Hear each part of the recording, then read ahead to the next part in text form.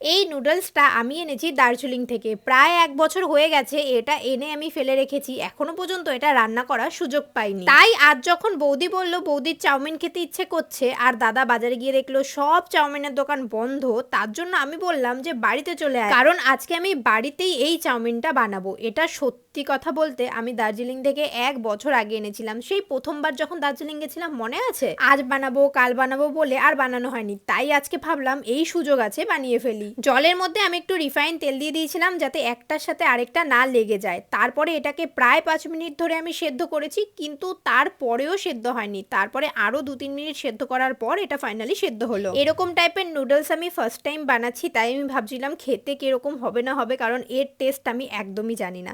এটাকে তারপরে সেদ্ধ করে নেওয়ার পর জলটাকে ঝরিয়ে নেব আর কড়াইতে অল্প একটু তেল দিয়েছি, তাতে পেঁয়াজ, ক্যাপসিকাম, অল্প টমেটো আর লঙ্কা দিয়ে দিয়েছি। এরপরে লবণ দিয়ে এগুলোকে একটু ভালো করে ভেজে নেব। গোলমরিচও কিন্তু দিয়েছি।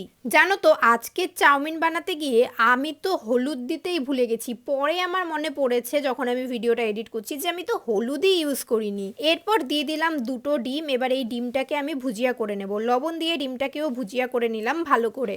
পিঙ্কিস ডায়েরি বলে একজন কমেন্ট করেছে, আপনার জন্য অনেক দোয়া আর শুভকামনা রইল। Thank you so much. Srabani Mondal বলে একটা দিদিভাই কমেন্ট করেছে, দেখে তো আমার খেতে ইচ্ছা করছে গো দিদি। আর তৃষা বলেছে, হাই দিদি আমি তৃষা, তোমার সব ভিডিওই দেখি, আমার খুব ভালো লাগে, আমার নামটা একবার নিও। হ্যালো তৃষা, কেমন আছো?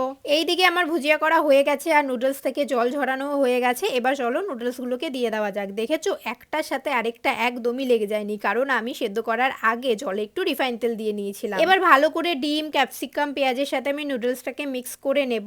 আর নুডলসটার মধ্যে আমি একটুখানি দিয়ে দেবো সয়া সস। তিথি দে বলে একজন বলেছে, হ্যালো দিদি, তোমার সব ভিডিও আমার খুব ভালো লাগে, তুমি অনেক কিউট, তোমার সব ভিডিও আমি দেখি, আমার নামটা একবার নিও। হ্যালো তিথি। তোমরা কিন্তু নর্মালি এরকম ভাবেই খেতে পারো, কিন্তু আমাদের বাড়িতে আজকে রান্না হয়েছিল চিকেন, তাই আমি একটু চিকেনের ঝোল আর চিকেনও দিয়ে দিয়েছি। এরপর ভালো করে আবার মিক্স করে নিয়েছি। ব্যাস, আমাদের নুডলস কিন্তু একদম রেডি। এই নুডলসগুলো কিন্তু এখন আমাদের এখানেও পাওয়া যায়, কিন্তু যেহেতু আমি এটা পাহাড় থেকে এনেছি তাই আমি এটার নাম দিলাম পাহাড়ি নুডলস। রেডি তো করে ফেলেছি, এবার খেয়ে দেখতে হবে এটা কেমন খেতে হলো। নুডলসটা দেখতে তো বেশ ভালোই লাগছে। যদি আমি আমাদের এখানকার লোকাল চাউমিন দিয়ে বা নুডলস দিয়ে বানাতাম তাহলে সেটা হয়তো খুবই টেস্টি হতো খেতে, কিন্তু এটা জানি না খেতে কেমন হবে। তো খেয়ে দেখি এই পাহাড়ি নুডলসগুলোর টেস্ট কেমন। তোমরা কে কে এই নুডলসগুলো খেয়েছো আমাকে কমেন্ট করে জানিও। আমার তো খেয়ে মোটামুটি লাগলো, খুব একটা ভালো লাগেনি। যাই হোক, ভিডিওটা কেমন লাগলো জানিও। চলো আজকের মতো টাটা।